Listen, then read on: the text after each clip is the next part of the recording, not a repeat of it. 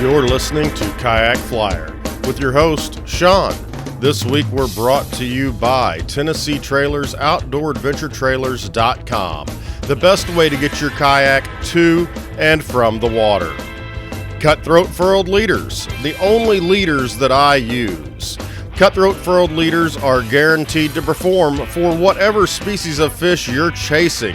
Check them out at cutthroatfurledleaders.com. Save 15% promo kayak. Stoneflynets.com, the very best in handcrafted and custom fishing nets made in the great state of Arkansas. Check out Stonefly Nets at stoneflynets.com.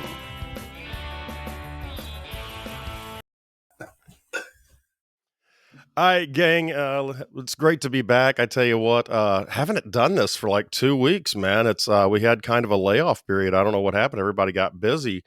Brian from Trout Tornado is back with us, guys. And if you guys haven't checked out his YouTube, man, I'm going to tell you what. He makes some incredible flies, and he takes and he downsizes some flies and makes them where you can catch, using some of these articulated streamers, you can catch the fish that are in your area. And I've even been downsizing some of them for bass, man. I tell you what, they look great. How you doing today? I'm fantastic. Thank you, Sean. Happy to be with you again. I tell you what, it's been a while, but over the winter and then especially this spring, I really just started back tying streamers. And I do a few things different than you've been doing. But man, you've got some really killer flies. Yeah, thanks. It all comes from just wanting to catch fish in my local waters. Like you said, trying to fish those 4-6 inch patterns just doesn't work. I mean, I'm not 20 anymore, right? I can't throw a 7-8 weight with, those giant flies and sinking line all day. And especially when there's stuff behind me, you just can't cast it. So I just had to downsize it so I could catch fish on my local streams. Yeah. And, there's a lot of guys, and I know a lot of guys, I mean, trout are what they think of when they think fly fishing. And it's important to encourage people that you can catch anything on a fly rod. And, just taking what is typically a trout fly, you can fish that for smallmouth bass or largemouth bass, and vice versa. If you see a bass fly, a lot of times a trout will take it. So I think there's something about, just understanding that how this works. Yeah.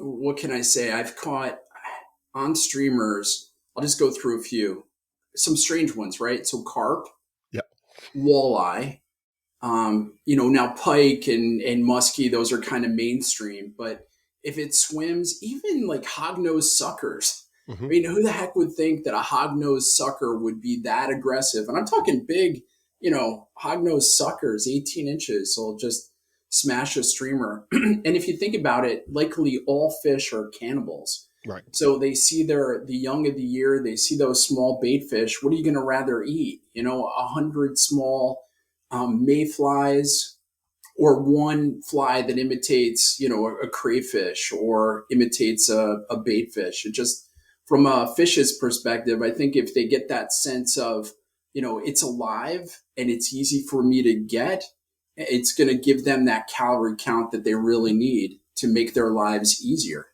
I think that's the same reason why when I'm really hungry, I want a hamburger instead of trying to fight with all those crayfish to get a little bit of meat out. Right. Yeah, exactly. Right. You can sit and eat a bowl of popcorn if you want for dinner, but you're going to need like 4 bags. Exactly. Versus that hamburger or that steak. That's so funny. Oh. One of the things I was going to say, and I wanted to talk to you about this, almost all of yours that are articulated have double hooks. Right. Now we have some protected waters where we're only allowed to use one hook in Missouri. So I have been cranking out hook shanks. I got a little looper tool and some MIG wire, and I've probably got $400 worth of shanks made up because I just sit there in the evening while I'm not doing anything, watching TV, talking to the wife and do that. But I've managed to put some different shanks on there, and that has really, made it, it's not as effective, quote unquote, for having the 2 hooks. But I now know I can take those wherever I want to go with my protected waters. Yeah. And there's some waters like that where I fish too. And you can actually tie it on a hook if you want and sacrifice the hook just by cutting the bottom off.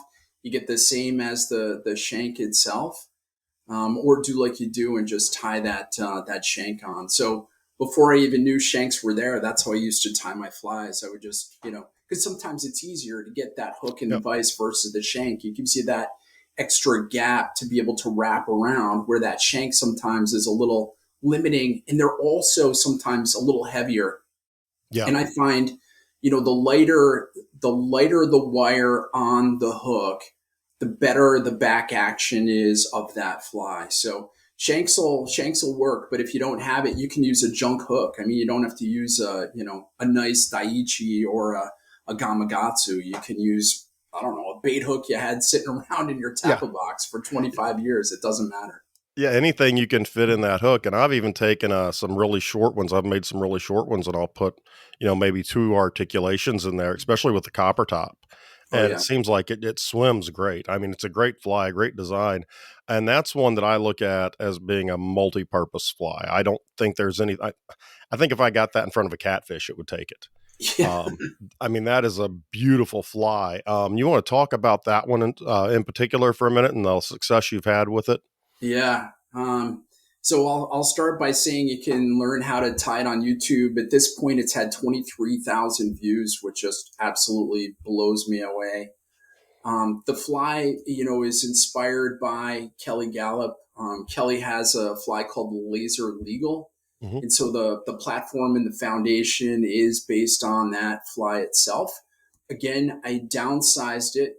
The materials in the top part of this fly, if you look at it, it's got an olive and it's got a copper material that basically blends in together. And when you look at it in the water, it just gives that impression of a young smallmouth bass, a young brown trout, a young, I would say, like hognose sucker, right? It's just got Mhm. that kind of golden copperish look to it, why it's called the copper top. And then the belly is got more of a white foundation to it. So it's an articulated fly. The back hook is a Daiichi 2460 size number 6. The front hook is a B10. I think it's a size 6 or an 8. And you put a tungsten bead on it. And, like you said, Sean, when you put it in the water, if you just hold it in the current, it kicks and it moves and it articulates and it looks alive without putting any action on it. But my favorite way to, fish that fly is by casting it upstream and putting a bow in the line, and it's called a fish hook. It's basically putting tension on your fly. So as the fly comes downstream, it's going head first. So it's articulating going downstream, and you fish it in places where, the bass, the trout, walleye, carp, I've caught all sorts of fish on it, are waiting in late, they're waiting for that meal to come down the stream, and they see it and they just absolutely smash it. In the introduction to that copper top video, there was one day, which isn't abnormal. I mean, it was a day I caught smallmouth, walleye, carp on that fly within a 2 hour period. It was just insane. And in a video that I just did, I was fishing for trout exclusively, and I caught a 20. It was a 20. It was a skinny 20, but it was a 20-inch brown trout on the copper top, and I caught like 3 or 4 on it. So it's extremely versatile, and that color combination, that copper, olive, white, just really looks good and does something to trigger those fish. Yeah, and it's when you come to talk about some of these articulated flies, and a lot of them have those deer hair heads. And man, I have fought with deer hair. I think I bought like 6 packs of deer hair the other day. I'm like, I'm going to learn how to do this. Yeah, And I tried tying up some mini dungeons or mini cougars. One I can't remember which one I was messing with the other day. yeah. Um, but working on that and then going over and tying the copper top, there's a world of difference in how easy it is to tie the copper top. The cost of materials, you're using a lot of stuff from FTD. Great folks. The mad scientist is a great guy, and it's a really good fly that you can use, you can catch, and it's you're not going to spend hours trimming and cutting the deer hair with it. Oh God, I know. Deer hair drives me crazy too. The biggest tip I give you and everybody else is to make sure that you buy quality deer hair. Yep. That's number one. But number two is to make sure you have quality thread. Yep. Because when I was just starting out tying deer hair, I'd be putting tension on it, and it would just pop and it would just completely blow, the fly. And so by just putting a little super glue down, and then I use what's called Vise thread, and it's a gel spun, and you can get away with Vise 100, which is pretty strong. But if you want stuff that'll never break, it's called Vise, and it's 200, and it just stands for the total number of strands that you have in the thread itself. Yeah. And then you don't have to worry about breaking it, which is awesome. That can be so frustrating. Oh yeah. I think I was using some nano silk and it seemed like that was just entirely too slick and I had to switch over to a different thread because the nano silk, I guess it's kind of a gel spun, but it's really, really slick. And so I was having a little bit of problem getting it to go where I wanted to, and I switched threads, and about the fifth one came out looking all right. So I've got 4 to give to my buddies. Um, so, and you got to be careful because I was tying them on like a size 6 front hook. And I was bending the hook all over the place in my vise whenever I was pulling on it. So I'm like, that's going to Grant. That's So that's that's funny. That's the other thing you have to do is make sure you have a vise that can hold on to it. I remember there's a fly that I tie. It's the mini. The heck is it? The mini. Anyway, it requires those micro shanks. yeah, The freshwater flounder, for example. yes, And I used to have, and I still love the Dyna King Vices, so I don't want to, badmouth them, but I'll say I went to an HMH, which has a little smaller jaws, and you can really crimp the crap out of that, micro shank, so that as you're reefing and pulling on it, just like with that deer hair, if your hook starts to slant, you got to put it back up and tighten it back down. It's just another nightmare, right? I mean, yeah. try to avoid those as best you can. Yeah, that's, and speaking of vices, I know we're sort of bouncing all over the place, but it's my show. So, um, how do you like the HMH? Because I've been thinking about this summer picking up a different vice. I've got the Dyna, or not the Dyna. I've got the Odyssey Spider from Griffin, and Yeah. it's great with big stuff. It really doesn't like a lot of the smaller stuff, at least the one I've got. Um, how do you like the HMH? I've fallen in love with it. It If you look at the way that the vise itself is designed, the head of it looks a little bit like a diamond. And when you put like I was just tying some dry flies, and it's small enough that you can tie a number 20 easy dry fly off it. But if you want, because I'm getting ready for a saltwater trip, I can put a 2/0 hook in there, no issue, no problem. And as I said, those micro shanks, you can crank them down, and it'll hold it right there. And that, that's the most important thing for me is once I set that hook or that shank, I don't want it to move. So I really like it. One of my good friends and fly fishing mentors introduced me to HMH, and he tied commercially for 25, 30 years, and he was using an HMH at the end of his tying as well. So it tells me not only for a guy like me who just likes to tie for fun, right, but Mhm. also for commercial tires, it's a really great great vice. Yeah, and that's, I've noticed you, and I've noticed several other people that have been using them lately, and it's one of those that I haven't started looking around yet, but it's like I know kind of what I want, and I'm going to keep my vice because I do tie some 4/0 and stuff, and it'll handle that. But I just wanted to find something that was just a little bit better for the smaller stuff, and I know you start looking at some of these and you've got to buy this jar, that jar. You've got to, there's a lot of things. And as a fly fisherman in the Midwest, um, I think it's really hard to pick out one set of like jaws because you may be tying a size 20. I've tie 18 mosquitoes all the time. But there are times when I want to tie a 2/0 hook, or a number 2 hook and go out and, slay the bass. And so it is really kind of an interesting predicament we get into where we're like, oh, I'm going to do this. And it's like, oh, I need another Vise, or, oh, I need another this, or, oh, I don't have that in this color. I'll tell you what. Yeah.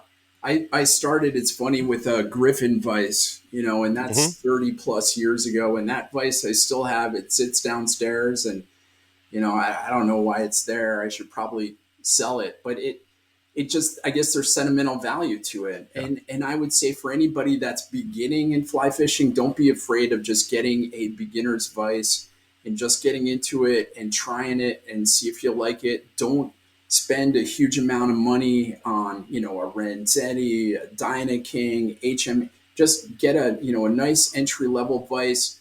And odds are when you get into the sport too, like I'm part of a club, and they're guys, who have, like me, they have like 3 or 4 different Vices, and they're willing to offload, some of their Vices when they get to a certain point. So there's always opportunities to upgrade. You don't always have to buy them brand new. Yeah, that sort of reminds me, Rick from Oasis Benches. They've got a club out there in Arizona, and one of the members had passed away, and the guy's son is like, I don't tie flies. He's like, here, take this stuff. And so they wound up putting a bunch of the stuff for sale, and they're taking that money and donating to the Apache Trout Fund to keep those trout there. And it's like, I don't think I've ever seen anybody who quit fly tying because they ran out of materials towards the end, you know? Oh, I mean, yeah, just the amount of and colors and everything else. You almost have to have a separate room just for it, you know? yeah, yeah. I'm smiling because I've gone through a bunch of different phases in my fly fishing career. I started out as a dry fly guy, then I went to nymphing, then I went to Euro nymphing, and then I went to wet flies, and then I went to streamers. So I've kind of done it all. And I'm just thinking about like my wet fly phase. I have been, because I spent time with Davey Watton, and I have a bin of feathers, just hen hackles and mole hair, just all sorts of crazy crap and colors of, thread and the nano silk, all this stuff that is so specific Yeah. to wet flies. And it's in a bin and it sits in the basement. And so with each one of my phases of, fly fishing, I have it's now like a garbage bag of stuff that I can't keep it all in one place. It's too much. Yeah. So yeah, I've got, some storage stuff set up down here, and I've got it all labeled with feathers and fur and, this and that and natural hair and blah, blah, blah. And so I sort of am organized, and I'm like, I need about 2 more of those, because you can't just have feathers together. You have to have all the different types of feathers. And I'll say to my wife, oh, I need to go by the fly shop. What do you need to get? I need to get, what? You have some of that. And I'm like, yeah, yeah, but it's a different color. It's I, not quite webby enough. I know, I I know. tell you what, It, yeah, I could never afford drugs. I'm too busy tying flies. I think that's how the war on drugs right there is how you get kids into fly tying. there's some pretty good Instagram posts that I've seen where the guy is standing outside of the fly shop. And he's like, hey, you got the stuff? Yeah, yeah.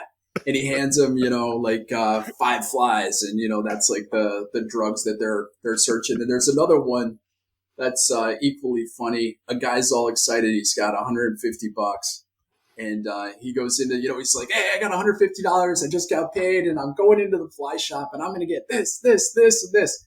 And he comes out, and he's got like 4 things. Yeah. Oh, I'm telling you what, man, it is insane, some of the prices on this stuff. And Yeah, we had the folks from the Fly Armory on the other day, and they're doing quail skins, so it's the full quail. And I'm gonna tell you what, those are good looking, but you can't have just one.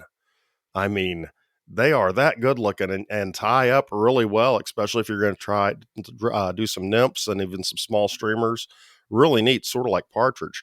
But I'm just sitting here looking at everything, and I'm going, man, oh man, oh man. yeah. It's at least right, $40, right, at a Yeah, minimum for one. yeah, Yeah. yeah. So I just bought my first jungle cock skin. My first, I bought it, and I bought it from my friend that I got the HMH Vice from. Mm-hmm. So I got a deal on it. It's beautiful. And I've been fly tying and fly fishing, I don't know, 35 years. And it's the first one that I've ever bought. It's been like that one, material. Well, those were outlawed, weren't they, for a long time? Um, I don't, I don't I know. I hope not. I remember hearing a guy talking about how he had one that he had bought in the 70s, and then they went on an endangered species list or something, and like he couldn't tie with it. What? Ah, And shit. then now they're I'm tying back. with this stuff.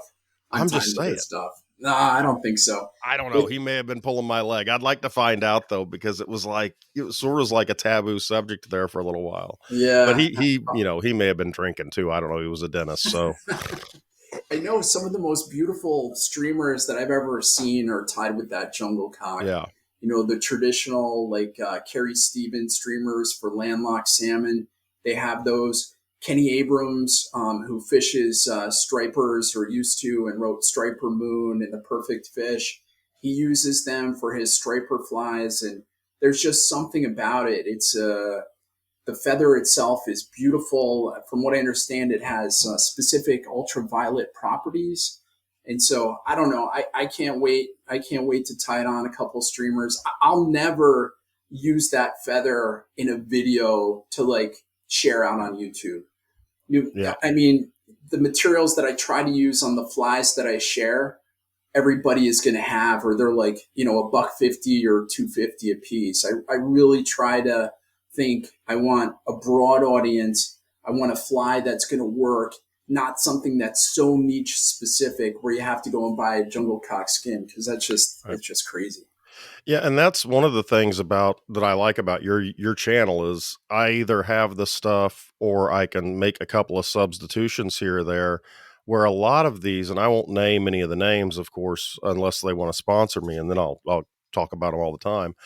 But a lot of these guys will send out, weekly videos, and in the video link, you can go and buy everything for the fly. And it's a good idea. I mean, don't get me wrong. I mean, it's for marketing, it's great because you can just sit there and go, yeah, I want this, and this, and I want to tie that. But, when you can look at what the average guy might have, and then you can build a fly off that, that's the way, in my opinion, that's the best way to do it. I think you're hitting the nail on the head. A lot of the channels that are out there, especially those that are being run by fly shops, Mm-hmm. are promoting buying materials and specific tools. And I don't know, it rubs me the wrong way, really. I think to get a broad material substitution is key. It's easy. You don't need to buy the exact hook. You don't Mm-hmm. need to buy, like, they have those 3D beads. I was Yeah. looking at this the other day. I got my Feathercraft catalog, which I absolutely love. I I did love too. that feather. I love it. But there are 3D beads that they have in there. They're craft beads. Yeah. And I was looking, I'm like, why the hell would you spend money on a bead when you can go to Michael's craft store, which is where I get all my beads? They're glass beads, they're 8.0, and you get 1,000 for $5. Yeah. Right? I just, it's funny. That's okay. I mean, we were talking about the articulated shanks a while ago. Right. Okay, $32 for 2 pounds of .035 wire, stainless wire, and $25 for the tool. And how many pounds? I can send you a half pound of shanks right now if you want them. I mean, I'm telling you, and that's not much. They're running what, $7 a pack for 10? So I mean, I've already bought more shanks than what this cost me, and I probably already used enough to make up for it. But for something so simple, and a lot of the fly guys are DIY guys, and we see a lot of that. And there's some things I'll DIY, and some things, no, I'm not going to. I'm not gonna try to make a dubbing brush table when Oasis makes a great one. Correct. I'm Yeah. not. That's above my talent skill. But shanks, something that's cheap like that, or going to the hobby store and picking up stuff. Great ways to do things. Here's the other thing that drives me crazy.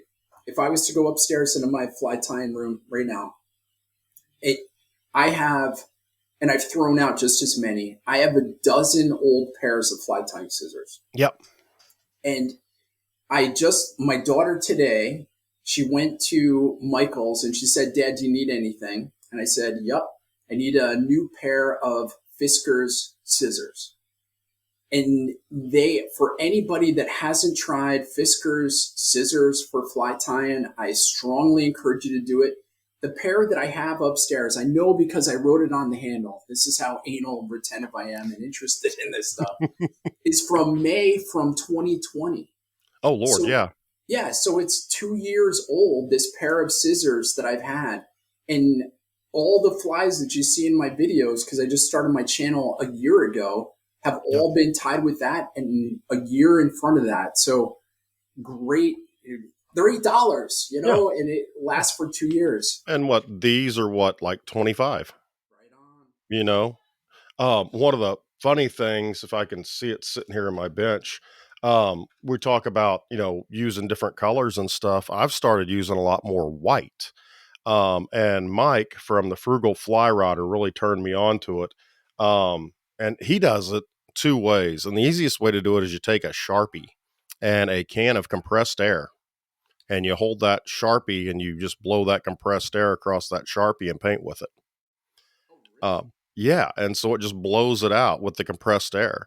And the other thing that he actually sent me the link to, and I bought it. It took forever to get here. It was on like a slow boat from China, but it's looks like an airbrush, and I have an airbrush, so I already have the compressor, which is why I got it.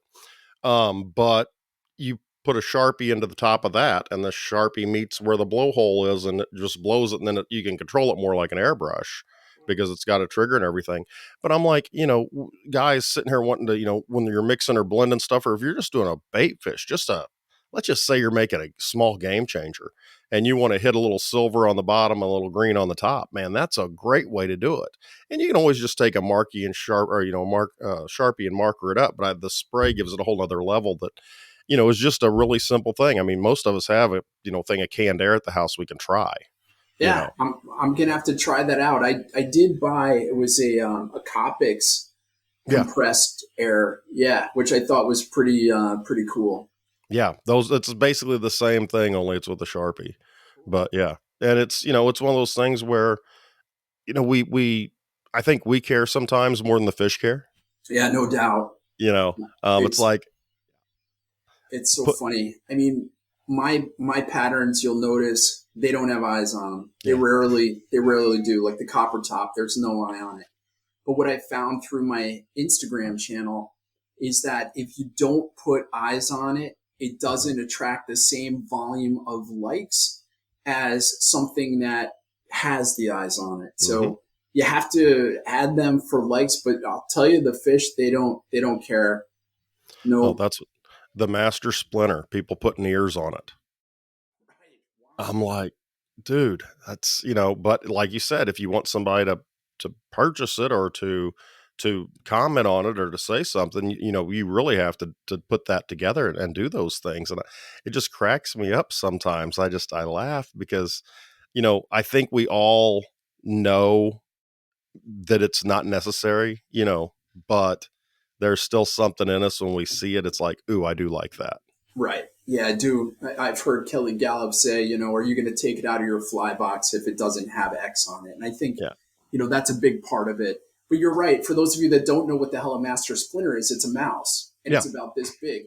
And so if you're mousing at night in the dark, you're waking the fly, there is nothing in the world that's going to see ears or eyes. All they're going to see is just basically a gurgler coming across the water itself. So yeah, with just a little bit, and that fur just pulsates a little bit underneath it, and you're right there. Yeah, and same thing with frog patterns. I don't know why I got some of the foam from River Road Creations. I love using his stuff. And I got some of the foam that looked like, a frog back. And I'm sitting here and I'm tying these all up and I'm all excited. And I'm like, they're never going to see the back of this.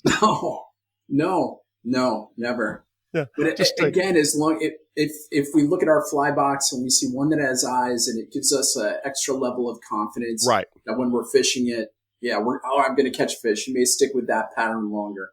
Yeah. So And I've taken white foam and like done the whole marker trick, the Sharpie trick, and made real light orange around the sides of it, like an actual frog would have, where it would move up. And I'm sitting there thinking, they're looking up into the sky from the water. They're not going to see that color on it, but it makes me happier. So, you know, I do. I am a huge fan of Kelly Gallup, though, and I hmm do think there's a lot to do with the primary colors yeah, and making sure that you change your colors and your transitions to try and identify what color those fish are on, even if it's for that short duration. yeah. So when those streamers are in that water, I do think, especially when they're down 5-6 feet, I really think it does matter. Yeah, we've invited Kelly on the show, and we don't have enough listeners for him. Yeah, I'm sure Yeah. he costs a little bit of money too. Yeah, I have a friend of mine, or well, his former podcast guest lives in town. She used to work for him, and so she reached out. She's like, "Oh, hey," and he's like, "Well, how many people?" And I'm like, "Thanks," but he Yeah, seems like a nice enough guy. So, but his flies are amazing. I mean, and then Brian Wise out of the Ozarks, his flies are another one that I mean, he's doing some stuff with. And again, they're monster flies, but you can make them smaller. yeah, yeah, yeah. So, I noticed that they've got him in the new Feathercraft magazine. I saw that too. It made me smile. Yeah, Yeah, there's Davy Watten's in there too. So yeah. they're I don't know where they're based out of, but it seems like they like those Arkansas guys a lot. I think Brian is if he's probably around the Springfield area, if I had to guess, by judging where all I've run into him at and that sort of thing, and seen where all of he's been. I'd have to say he's around that area. I know he comes to St. Louis once in a while to Feathercraft and does some demos and stuff, but Oh, that's cool. he seems to be pretty much in that southwest Missouri area, and so there you've got the White River. You've got the North Fork. You've got the for warm water. You've got the elk, which is really good. I mean, you've got so many great fisheries over there. It's just absolutely amazing. And I actually got to go to the sow bug roundup down in Mountain Home. Oh, cool. Yeah, just a short drive from Cotter. And man, I'm gonna tell you what, talking about and looking at some of these guys and what they're tying, it was an absolute blast. I think you would really enjoy it. A guy could walk around there, pay us $5 to get in. I think it's $5 for all 3 days. Walk around the fly box, and every stand you go by, there's somebody tying flies, and you could walk out with 150 flies. Oh yeah. Well worth the price of admission. I like to go to shows like that. Around me, I've got the New Jersey show hmm because it's always great to see what other tires are doing and what they're thinking and how they're blending and putting materials together. For me, that's what I try to get out of Instagram is inspiration from, other tires. Because, it's one thing to sit and tie on your own or with your club members, you have inspiration from, 20, 30, 40 guys. But man, when you go to one of those shows and you just see everybody doing different things and blending materials in different ways and using hooks and shanks, and it's inspiring. And you always walk away going, man, I can do, this XYZ PD and Q, which is awesome.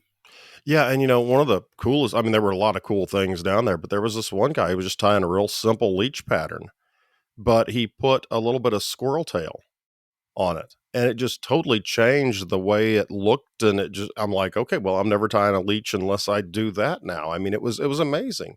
And, everybody, and it wasn't a fishing show. So, the only rods for sale were $2,500 handmade bamboo rods. Oh, geez. I mean, that was it. And then Rick had his stand down there. I was helping him. Fly Armory had their stuff down there because they're right there by it.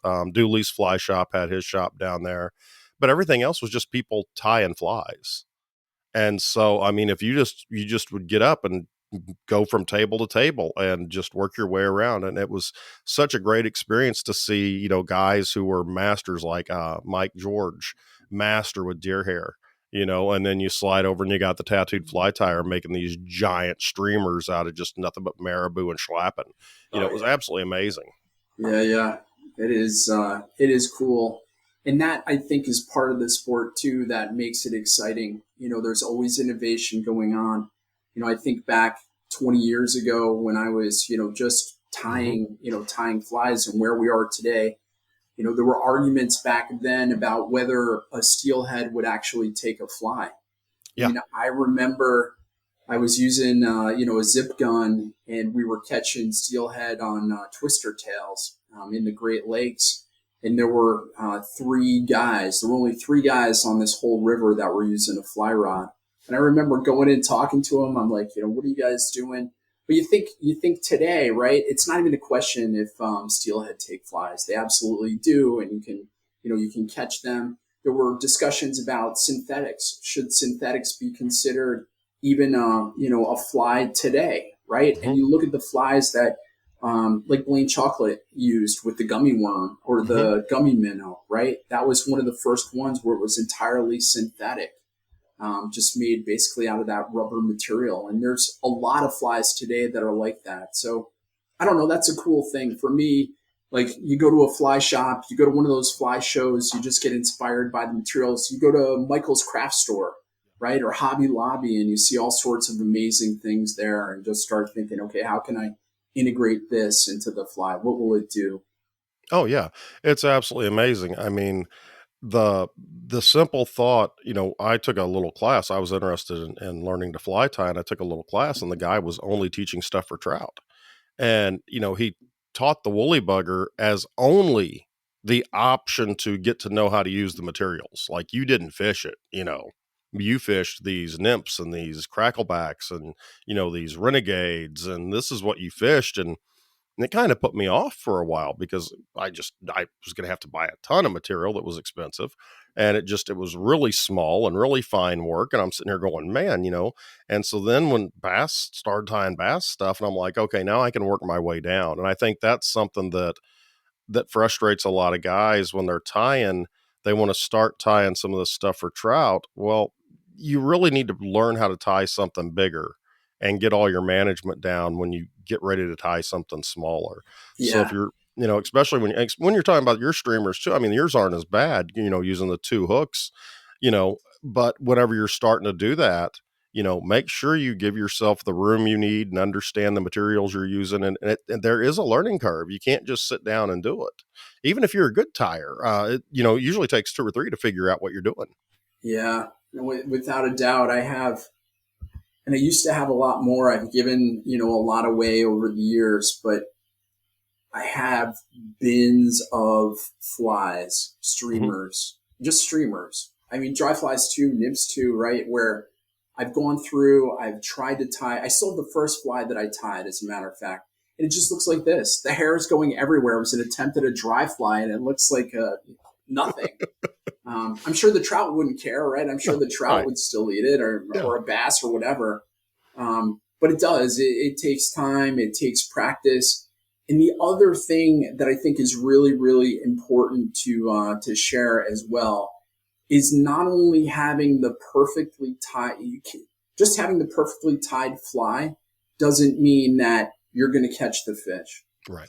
There is a lot you have to spend, and I don't want to sound like an old, curmudgeon, right? Fly fisherman, but you do have to spend time on the stream. And I Hmm. grew up, using MEP spinners and Hmm. Rapalas, and that's how I learned where the smallmouth, the largemouth, the pike, the walleye, the trout, where everything Hmm. lived, and where their feeding spaces were, and where their holding lies were, and what they would do.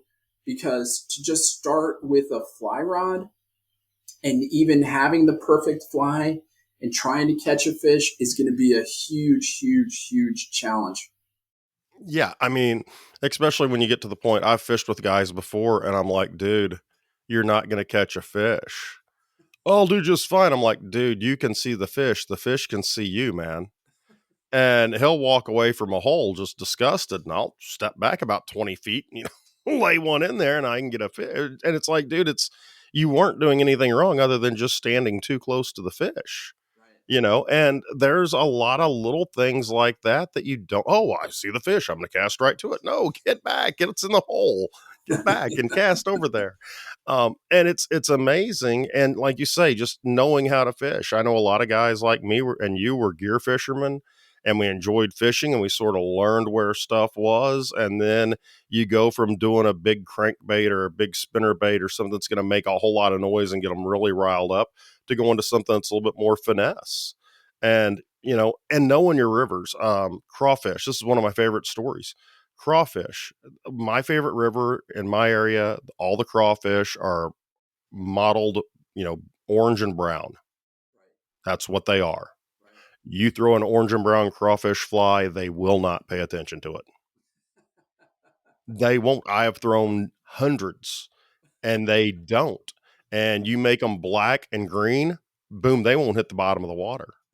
I don't know what it is, but it's like match the hatch. It's like, oh no, not here. This is not a match the hatch scenario. You're not going to catch them with those crawfish that are the same color as those. And it's weird, but there's funny things about different rivers like that. In one river, it might be a match the hatch situation with the crawfish. Another one, it's not. Yeah. There's no perfect scenario. Here's another glimpse into how anal I am about this stuff and this sport. So since 2000, so 22 years ago, since 2000, I've kept a log of every time I've gone fly fishing, every time I've gone fishing. You don't drink enough.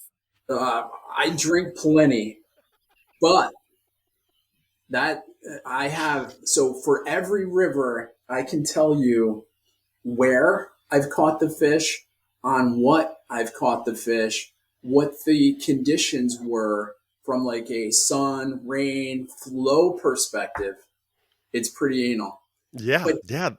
But I'll tell you this: when I go to a stream in August, I at least know what the flies were that I've caught fish on in the past, and it gives me a little bit of an edge and a little bit of an advantage. Well, now what you need to do is you need to talk to like Tim Camisa or somebody that's done a book, do a fly tying book, and then publish all of those pages. Oh, dear Lord. With each fly. Oh, so people have a manual. Oh, my and then God. You'll never have your favorite fishing hole again. Oh, man. Well, with my job, I've moved quite a bit. So I have rivers on there like the St. Joe's River in Indiana. Yeah. And it flows from Indiana all the way into Michigan. So there's all different rivers from all different states. To Maine when I was fishing for striped bass up there. Connecticut when I was out on the Sound. So I'm telling you, I don't know. I've been fortunate, but yeah, there's information I would share with others because I'm not there anymore. Yeah, you're sitting on a gold mine, man. Turn that into a book. Oh, man.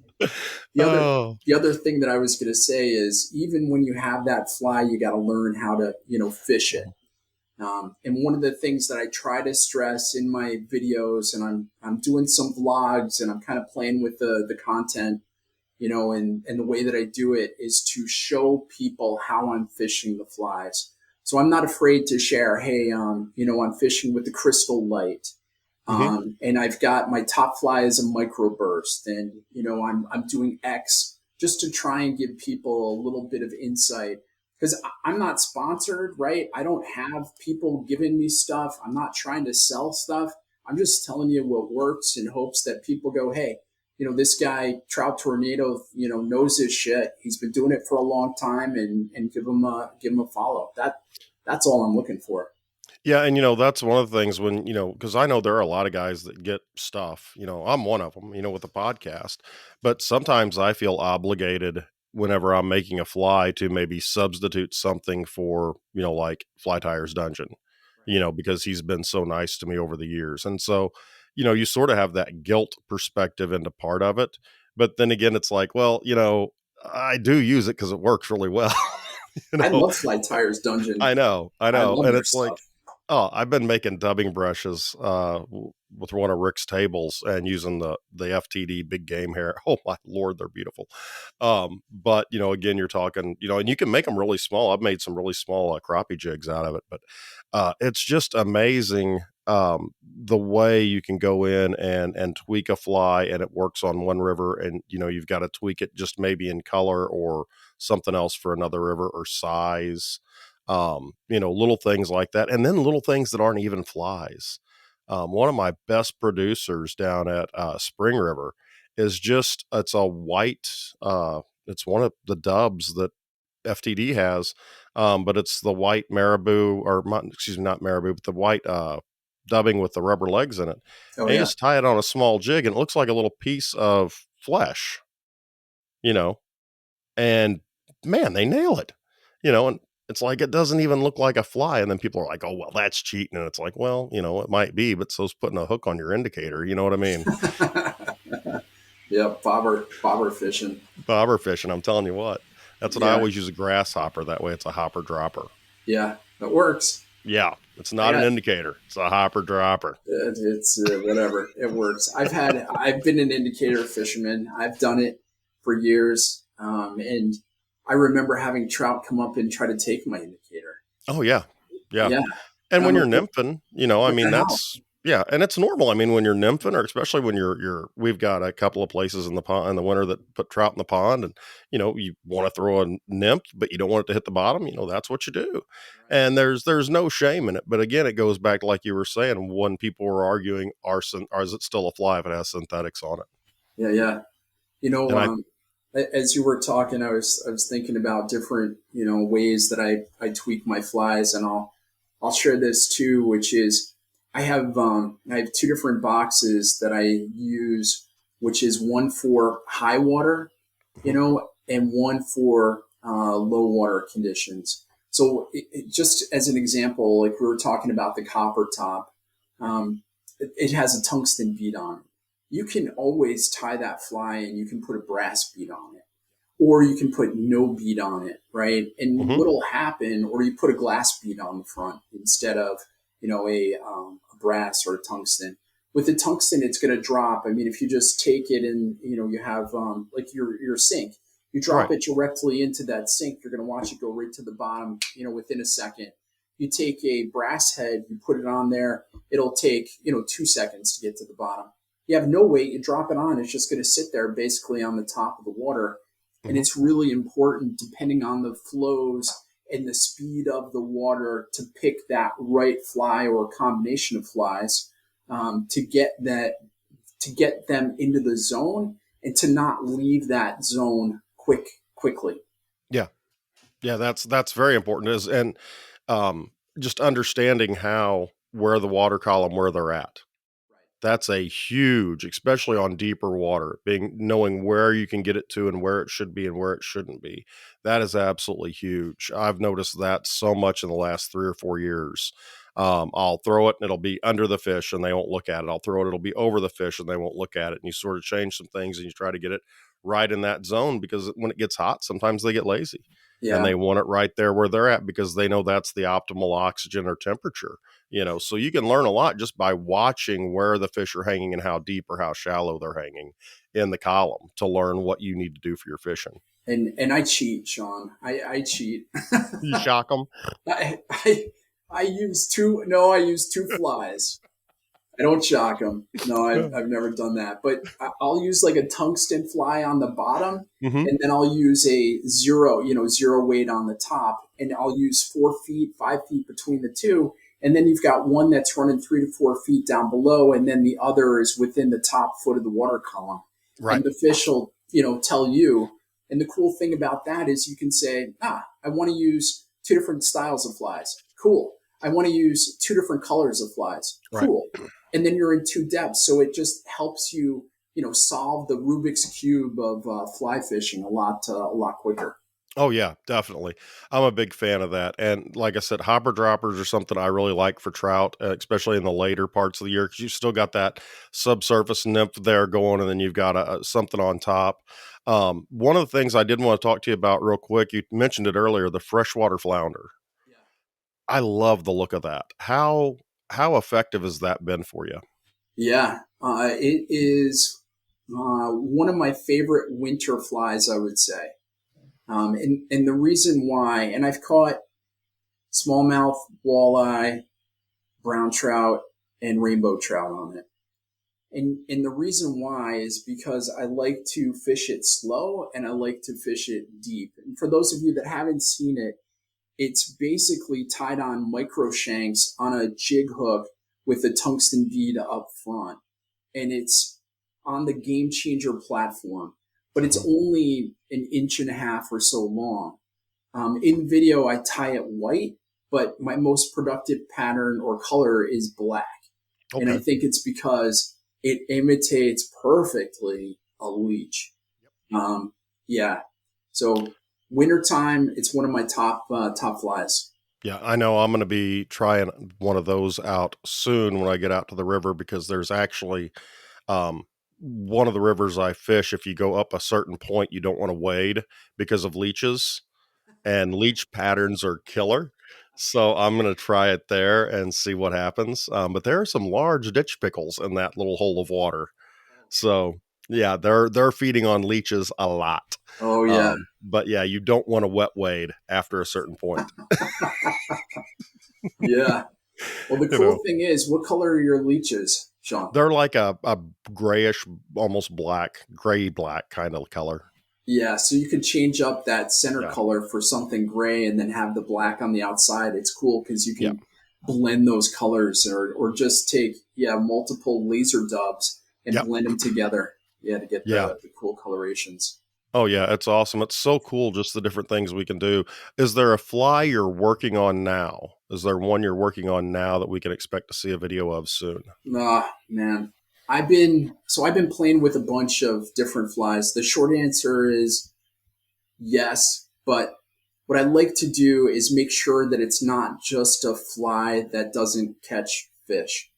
The one that I have right now that's very simple and I think is going to absolutely crush fish, and you can see it on my Instagram. It's a gummy sand eel, Mhm. and it's super easy to tie. I use a squirmy worm basically, and I attach it to a stainless steel, and I use some Solaris resin basically to cover it and put some eyes on there. This thing, so next week I'm going to be out fishing stripers for my annual trip, and I'm going to use that. I think it's absolutely going to slay the striped bass, but I don't want to. I was like, okay, should I tie a video and put it out or wait? And I always want to wait because, Mhm. again, I'm not promoting anything, so I don't want to create a video that's just BS, if you know what I mean. Right. Oh, yeah, I totally understand. On the other hand, I videotape whatever I'm doing, and then maybe I'll fish it, maybe I won't fish it, I don't know. Maybe I'll give it to a friend, but I've been on the popper kick lately on, making poppers, so I've been that's what my Instagram's been filled with, so, um, yeah, it's summertime, I can sit outside and do that, without having to worry about them blowing away It as looked like opposed you to were using a wine cork. Is that right? Or a Ye champagne cork? yeah, I was using, wine corks, and it's a mini lathe, and, been, just sandpaper and ran them down, cup them out, and then, slice them, slide the hook in with some baking soda and, super glue, and then prime them and airbrush them. And it's Friday will be the first day I'll have one out. I've got two finished that I finished up this week, and I'm going to take those two out and see how they look. And then I'll figure out what I'm going to do from there, if I'm going to keep up with what I've got or if I'm going to make modifications. But Yeah, yeah, it's so much fun just to be able to sit and I think you get pride off catching one that you've tied, but I think you really get a lot of pride, and you especially, exemplify this of tying something, going out and catching it, and then sharing both the catch videos and the tie videos. And I think that really is one thing that sets your channel apart. thanks, Sean. Yeah, it takes a little longer because I could just crank out videos tying random flies, but yeah, I don't want to. I don't want to do that. I'm in it for the long haul. I'm not in it for the short term. I'd like to have a reputation out there of, hey, Brian gives a shit about what he's putting out there. It's not just junk. And as a fly fisherman who is, you know, I've had awesome mentors, and people that have helped me. But for those of you that don't, I'd like you to be able to at least go to the channel and know you're not just being fed, hey, he wants me to buy XYZ Right. PDQ. It's not about making money. It's about sharing knowledge with people. Yeah, definitely. Definitely. And I'll tell you what, I want to talk to you because I want to get you out here for the sow bug roundup. Yeah. So definitely, and hope that Patty's son doesn't have his boat for striper season next year so we can actually go fish one day. Oh, that would be awesome. I would Yeah. love that. Yeah. Patty's got a boat. So I'm going to be staying at Patty's house a lot this summer. I told my wife, I said, I'm going to go stay with Patty for a week. She goes, "Who's Patty?" I said, "She's got a boat." My wife goes, "Oh, I don't have to worry about anything then." I'm like, yeah. You got a kayak. I mean, Yeah. I'm yeah. not kayaking the White River, man. That Oh yeah, yeah, yeah, yeah. when they start cranking on that Oh yeah, yeah, baby, yeah, yeah, it's yeah. like going It's like like riding a 15 surf. miles an hour. Yeah, Yeah. yeah, yeah. I've been out there twice. I've fished it maybe 6 days total. So, Yeah. but It's I was the dumb guy that walked out there the first night, and the water was low, and we were catching fish left and right, and it was awesome. And the next thing I know, the water's up to my hips, and I'm yep. like, oh my god, the little ditch that I walked through to get out here is now a raging torrent. Yeah, I was We did almost that. swimming across. Yeah. The last time we were down there, we rented a house right on the river. It's an Airbnb. It's a cool, cool place. The guy that owns it lives right next door. Really nice guy, nice, great place to rent from.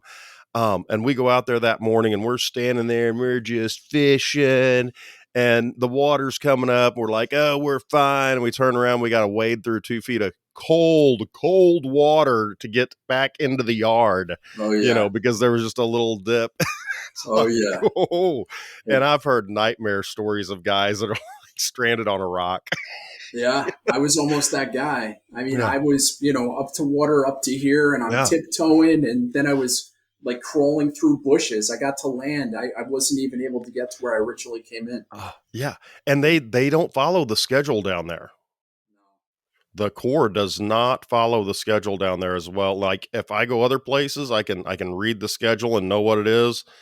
They said it was supposed to start pumping one day at like 10 in the morning. We got up at like 4, got all of our kayaks. We're going to launch at dawn. We know where we're going to go. We know what the flow should be. Got down there. They had started generating at like 2 in the morning Oh, and it was just jeez. blown out. I mean, it was like, yeah, Oh, we're not doing that today. Let's go to the oh, Buffalo River. yeah. But you got, Mm. what was it? Buffalo Springs, right? Isn't that what it is? Uh, I don't know about that. The Buffalo River's down it's south of Yellville, Okay. which is Okay. 30 miles west of, no, 15 miles west of Cotter, I'd say.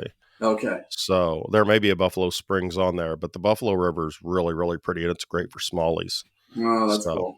and then the Kings River is down there, or Crooked Creek. I'm sorry, Crooked Creek is down there, and that is where the trophy smallies are. If you really want to have a good time and float for smallies, don't go during the dry time because it gets low. But man, they've got some beautiful smallies down there. I could spend a month in Arkansas just in that 60-mile radius and never get bored. Yeah. It's absolutely wonderful. I'm trying to move down there. Oh, cool. I think it's So beautiful too. Yeah. The White River. The time that I've spent there was just fantastic. The yeah, fishing, the people. Yeah, I want to go yeah. back to. They've got a school less than a mile from the White River, and I'm trying to get my wife to let us move down there and teach down there. I'm like, she's like, but I'm like, we don't need anything. The river's right there. That's all we need. We got a fly shop over here and we got the river right there. Yeah, Dallies. Yeah, Yeah. I yeah, got to talk to him at the sow bug. Actually, after the sow bug, I got to talk to him a little bit.